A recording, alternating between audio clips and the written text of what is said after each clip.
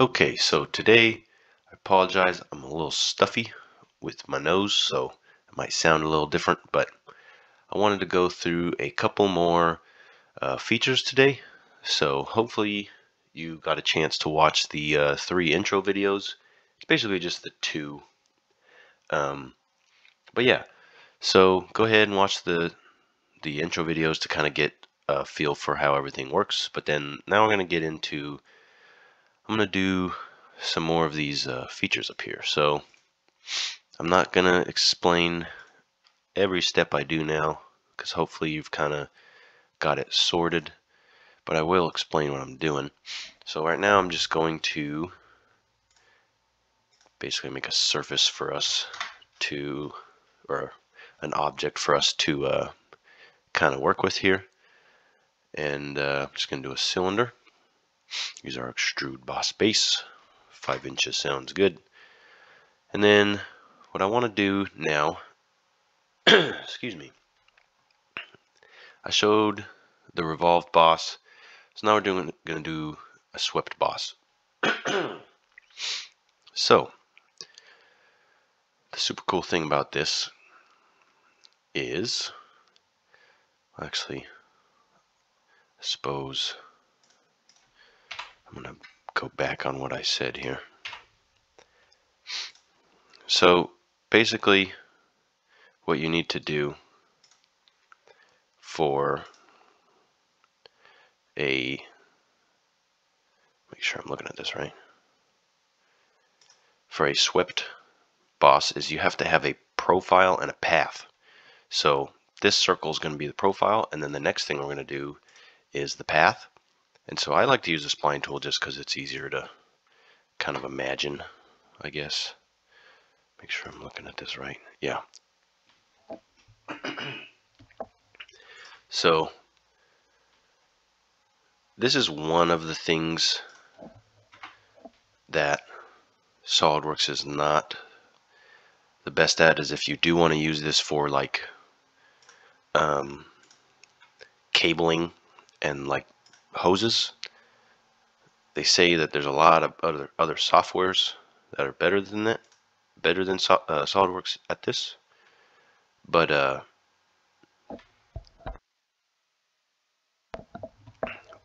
it's pretty good for what you want if you're just doing simple stuff. So this is the basics of it. So you can either just do a sketch profile, which is this thing here, which I'm not sure why it's not showing it.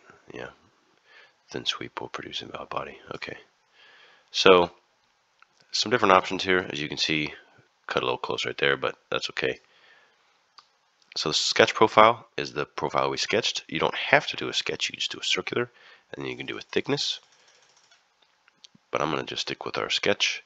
And then I don't mess with these normally because there's keep normal constant, which it's not showing it. But basically what it'll do is it will keep this normal to the plane, so it'll look kind of funky. But I would just do follow path. Oh, here we go.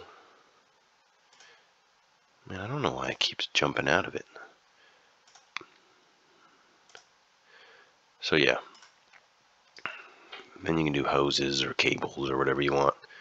But that's a pretty handy deal to use when you're trying to get your point across on whatever you're doing. And then the next thing I want to show is, it's kind of similar.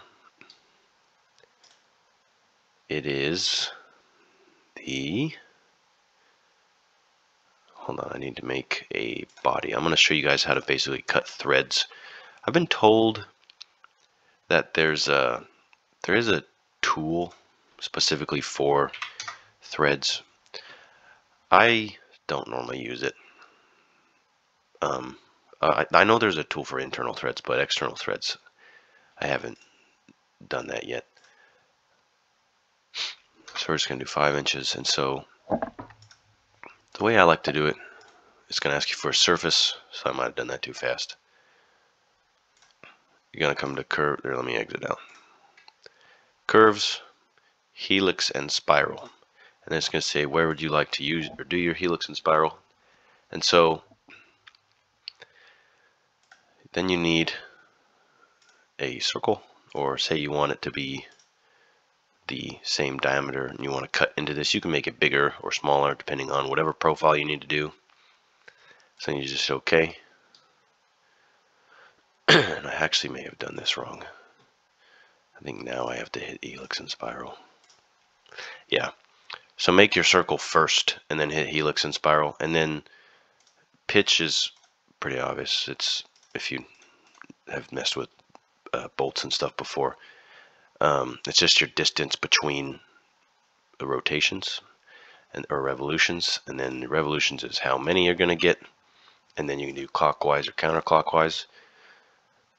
And then you can also do tapering, which is like if you're cutting NPT pipe threads and stuff like that. Variable pitch, it's obviously what it sounds like is at whatever distance, this diameter, if you're cutting weird threads. But then once you set the spiral, then it gives you like a sketch, and then you need to figure out what plane. So this is my right plane that matches up with my end here.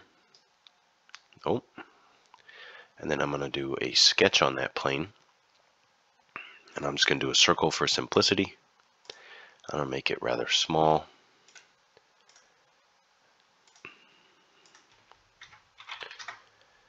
And then you're going to come over here and do a revolved cut. No, excuse me. Should be a swept cut. So it's going to say the profile and where would you like to cut it. There you go.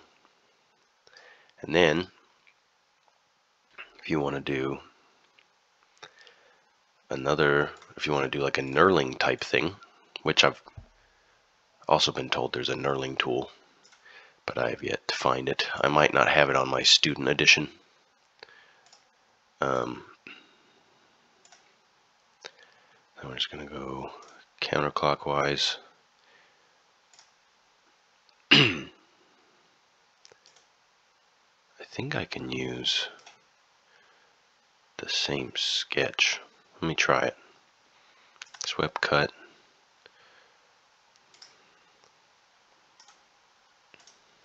Yeah.